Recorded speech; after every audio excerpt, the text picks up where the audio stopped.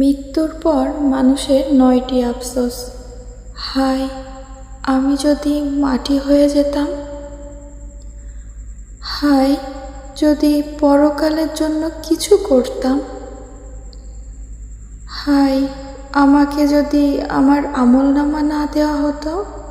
হায়, আমি যদি তাকে বন্ধুরূপে গ্রহণ না করতাম। হায়, আমি যদি আল্লাহ ও তার রাসূলের অনুগত করতাম। হায়, আমি যদি রাসূলের পথ অবলম্বন করতাম। হায়, আমি যদি তাদের সাথে থাকতাম তাহলে বিরাট সফলতা লাভ করতাম। হায়, আমিও যদি আমার রবের সাথে কারোর শরিক না করতাম। হায়, এমন যদি কোনো সুরত হতো আমাদের আবার দুনিয়ায় পাঠানো হতো, আমরা আমাদের সৃষ্টিকর্তাকে প্রতিপন্ন না করতাম আর আমরা হতাম ঈমানদারদের সামিল।